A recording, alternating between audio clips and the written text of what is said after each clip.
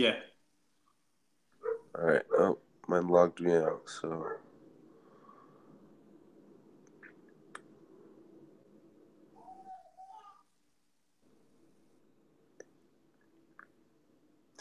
You can go ahead and start with question 2. I'll get there in a sec.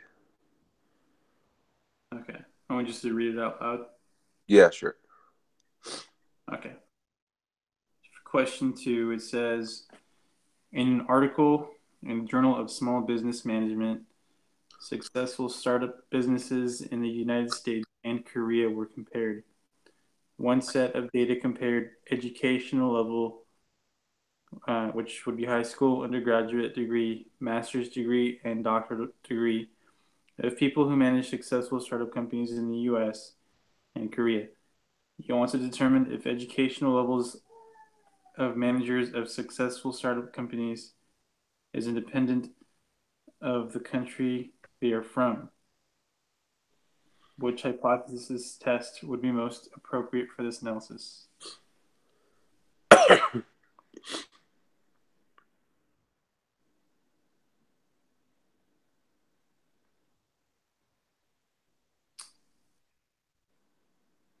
I guess I guess that would be chi squared, right? Since it's asking which one Yeah, would be independent. that's what I Or was thinking. was it chi squared or something like that? I keep Chi saying squared is what I understand it to be. yeah. I always say it wrong. All right. Question 3. A human resources manager reported data from a recent involuntary reduction in force at her company. You are an attorney and want to determine if age discrimination was a factor. It is illegal to discriminate against employees because of age. The company reported the number of employees in 2 groups, 40 years old or younger and over 40 years old. They also reported the number of employees in each group who were terminated. You want to determine if both age groups were treated equally. Which hypothesis test would be most appropriate for this analysis? So that would be test of 2 proportions, right? Right. That's what I chose. Cool. Okay, Question 4. oh, Oh, sorry. Go ahead. a survey was conducted by a group of state lotteries. A random sample of 400 adults completed the survey. A total of 248 were classified as heavy players. Of these, 152 were male.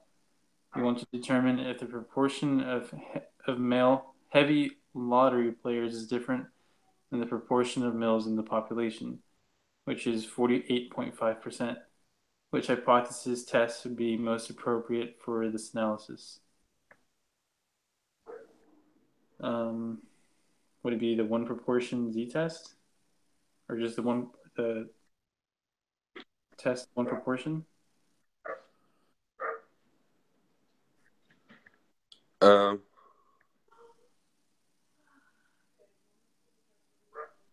yeah, yeah.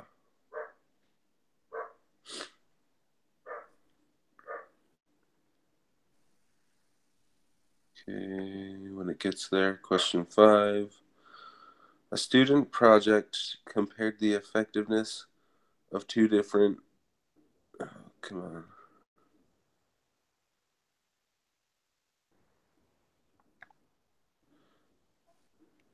Of 2 different combination locks.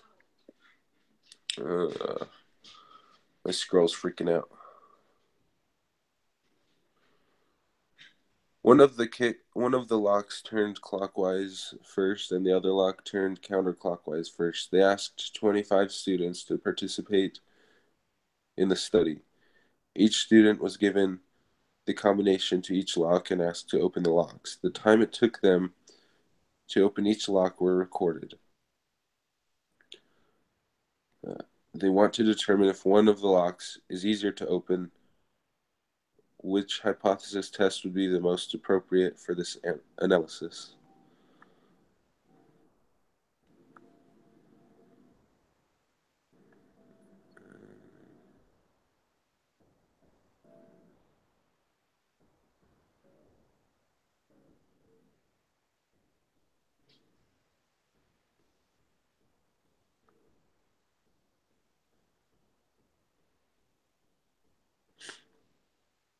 So I was just, oh gosh, dang it.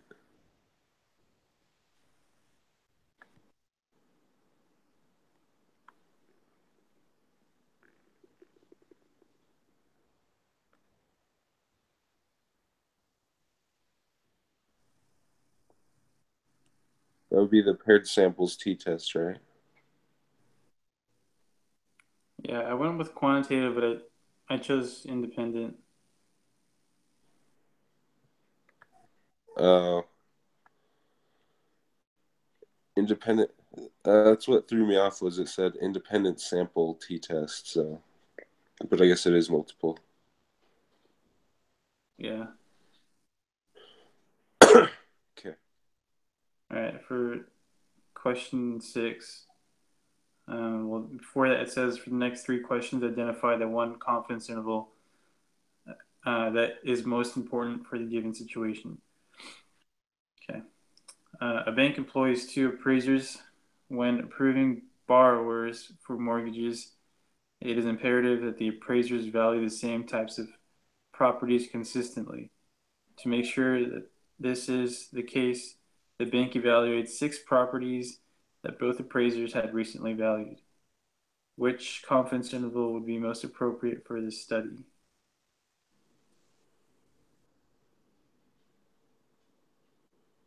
Um,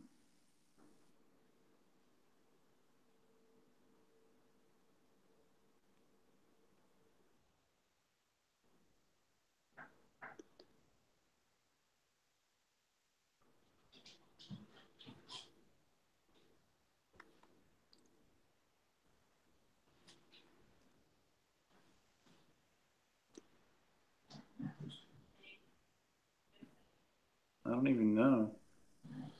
I think it's the independent samples, just like the one before. We're comparing the consistency of 2 different groups, and they're independent of each other.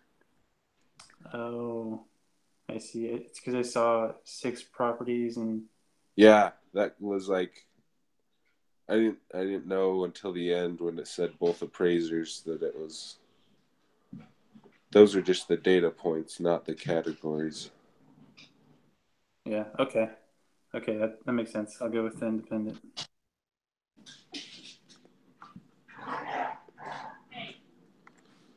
Okay.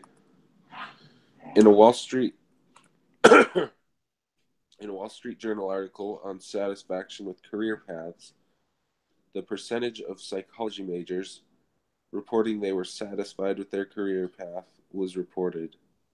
The same data was also reported for accounting majors. You decide to construct a 95% confidence interval to see if the observed difference is significant. Which confidence interval would be the most appropriate for this study?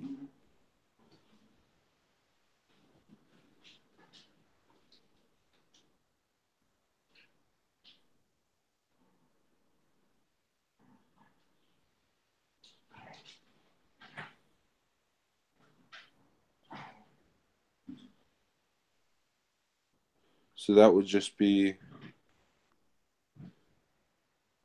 the one proportion, right? Yeah, that's what I'm going to choose. Are you using that quantitative and categorical um, on the video that was on that was for the review? Am I sorry? I missed like half of that. What were you asking?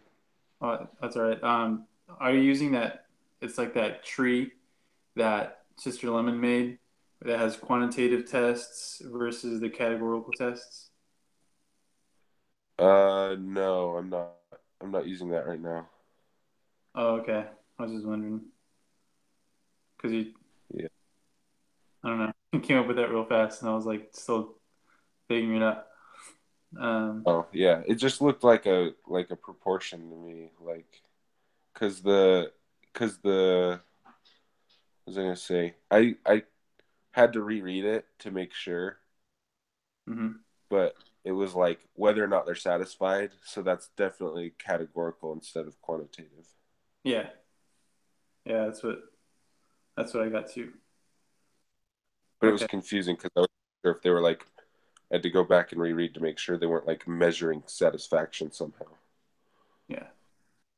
Yeah. All right. For question 8, double stuffed Oreo cookies are supposed to have twice the filling of regular Oreo cookies. You and some friends decide you want to know if that is true. If that is a true assertion by the company who makes them. You take a sample of 55 double stuffed Oreo cookies and measure the amount of filling in each one. You need to construct a confidence interval to estimate the true mean filling amount of double stuffed Oreos in order to compare it to the filling amount in regular Oreos. Which confidence interval would be most appropriate for this study? Okay, so that's quantitative, right? Because we're trying to figure out what the amount Yeah. is filling. And we're doing two groups, right? Because we have the regular and then this double stuff. Yeah. Or is it just one? Hang on, I'm rereading it.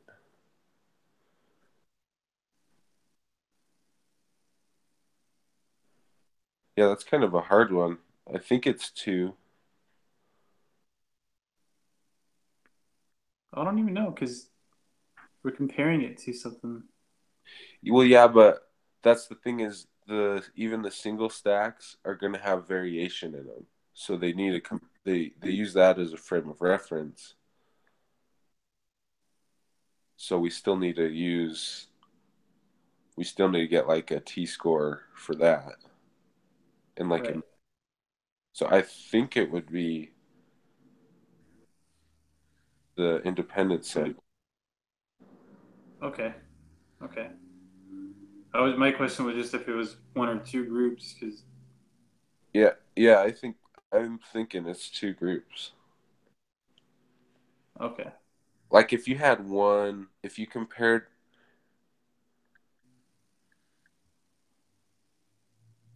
hang on.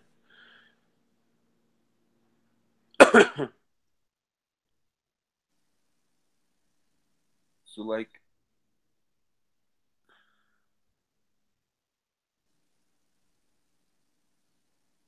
maybe it's just one actually, because it doesn't look like they've even constructed a group for the single stuff. So I think they're just using like a population mean size for the single stuff. Does that Okay. make sense? Yeah. Yeah. Like, Do you see it anywhere in there? Because we need to have like a sample size of the single stuff, and I don't see that in there. Okay. So then we would do the one group quantitative where sigma is unknown. Yeah, So a t-test, the one sample t-test. yeah, that was Okay. tricky.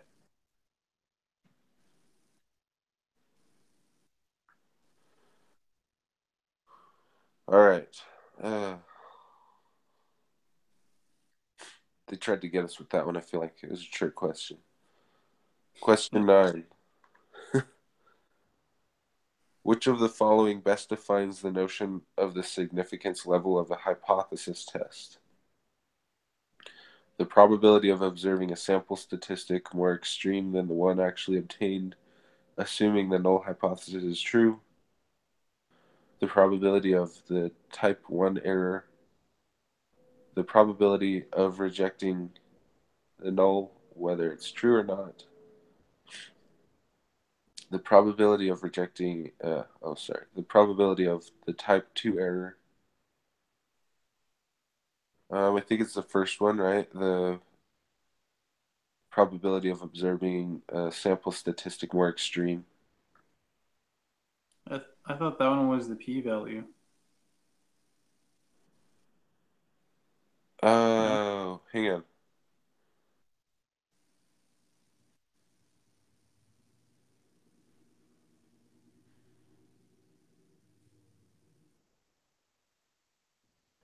Well, I thought that the whole point of the level of significance is like it's a bar for the p-value. So would that be then that would be one of the errors?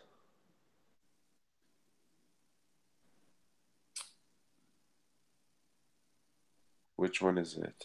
I always get these mixed up. Well, honestly, I thought it was the the probability of rejecting the null.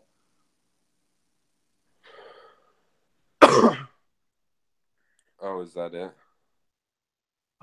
That's what I thought it was because the low significance is that A, right? And then A usually equals 0.05. Yeah. And then, and I have, I took notes for the p-value. This is the p-value is the probability that you would get a test statistic at least as extreme as you got, assuming the null hypothesis is true. So that first Oh, one okay, that makes sense is, then. yeah. Okay. So that's why I thought it was that third option. Yeah, yeah, I agree with that. Okay.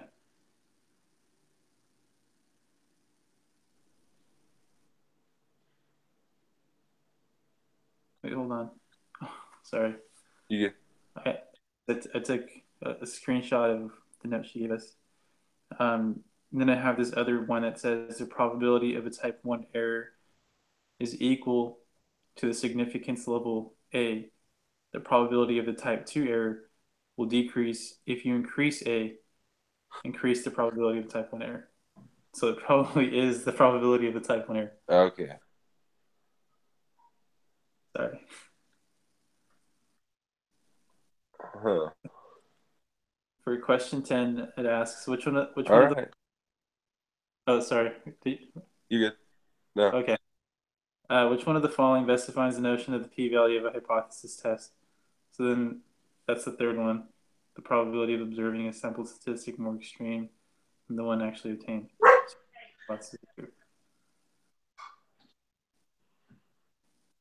Okay. Question 11. Suppose you create a 95% confidence interval for a mean and get 10, 20. You've been told to report this by saying something like we are 95% confident that the true mean is between 10 and 20. Exactly what does this mean? 95% of the sample means are between 10 and 20. 95% of all 95% confidence intervals actually contain the true mean. 95% of the data are between 10 and 20. There's a 95% chance that the true mean is between 10 and 20. So it should be that last one. No, I don't think so because she said that it's never going to be a chance or a probability. Like those answers would never be Oh. an answer for that. And then we also shouldn't use when it says that all, like 90% of all the stuff is inside that confidence interval. So those would be out too. So then So it'd be that gives us the first one and the third one. well, it's probably not the third one because that's not like a confidence interval thing. That's just the normal probability app. Yeah. So it's the first one. Yeah. 95% of the sample means. Right. That's what I go with. Cool. All right. For question 12, the information is you take a simple random sample of 100 adults from a town in the western United States to determine the proportion of those in town who invest in the stock market. Assume the unknown population proportion or percentage of people in town who invest in the stock market is P equals 0.30 or 30%. What is the mean of the distribution of the sample proportions?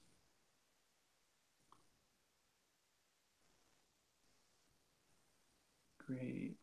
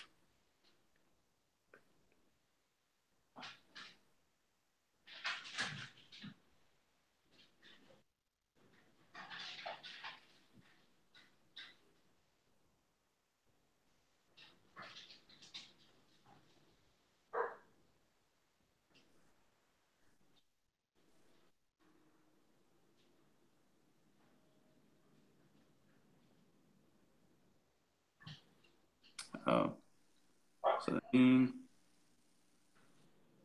the mean would just be 0.30 because the p is the mean. Gotcha. So I gotta go. But I'll finish this tonight. And um do you want me to do the random sampling of the products, or did you want to do that and then I'll look them up on the competitor website? Yeah, I can do that. I already have the website saved, the target one, so I Oh, could just choose oh, every third one, and okay. then yeah, I'll give you the information tonight. Okay. All right. I'll wait for that then, and I'll start working on the finding all the, I guess, Kroger brand or whatever for all of the items. Okay, sounds good. All right. Do we don't have a meeting Thursday, right? They don't like, or yeah, I saw that. Never mind. Yeah, So we'll see you next Tuesday. yeah. See you next Tuesday. All right. All right, Bye. bye.